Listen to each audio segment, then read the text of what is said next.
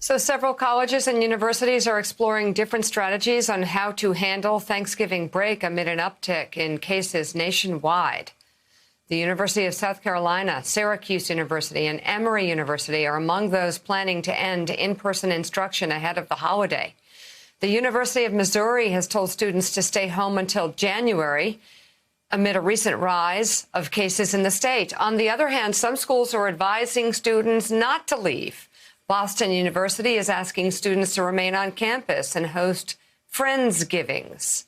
The State University of New York system said its 140,000 students must test negative if they want to leave campus. And Penn State University is encouraging students to get tested before leaving campus and to finish their studying online.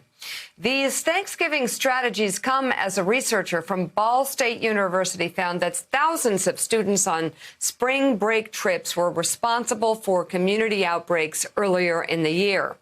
Joining us now, the governor of Connecticut, Democrat Ned Lamont. He is currently self-isolating after one of his staffers tested positive for the coronavirus. Governor, hope your staffer is doing okay. Thank you very much for being on the show with us this morning. What is your warning to students in Connecticut coming home for Thanksgiving? Hey, good morning, Mika. We got together with all the governors from Pennsylvania up through Massachusetts, and we've all issued a directive. If you want to come back to your home state from wherever you're going to college, say in South Dakota or North Dakota, you must get tested before you leave. We'd like it if you quarantine before you leave as well. I think that's going to keep all of our people safe and keep their families safe when they get home. Okay, but let's talk about that. There's a lot of different factors here. For example, kids who come home are told to isolate for 2 weeks. Can we be honest? Is that really possible for all families and all kids coming home from college over Thanksgiving or going back to college? Either there isn't the space for it or the mindset for it. I haven't seen anybody do it. Okay, I was 18, I know. But look, that's why we're saying at least the testing is so important. That's why you test before you take off. If you're in an airplane, want to show that you've tested negative. Most people come back by driving, by the way, so it's a little bit of good faith. And also when you get back here, we want you to get tested as well. But look, Mika, I'm not going to dismiss quarantining. It's so important because you can be infectious for 14 days.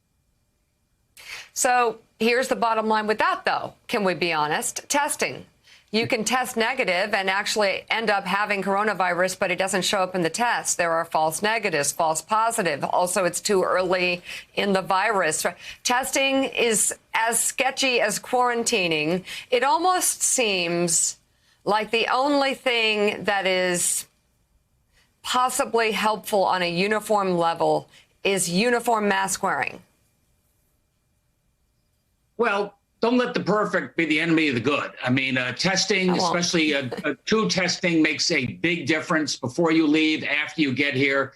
But you're absolutely right. There's nothing more important than mask wearing. I got to say, I'm very thankful for the people of Connecticut. They showed me one of those heat maps the other day, and it was very red over Connecticut. And I said I thought we were doing better. But then it indicated that we were more likely to wear the mask than just about any other state. And I think that served us well. But right now, we see the storm clouds coming again. Thanks for checking out MSNBC on YouTube, and make sure you subscribe to stay up to date on the day's biggest stories. And you can click on any of the videos around us to watch more from Morning Joe and MSNBC. Thanks so much for watching.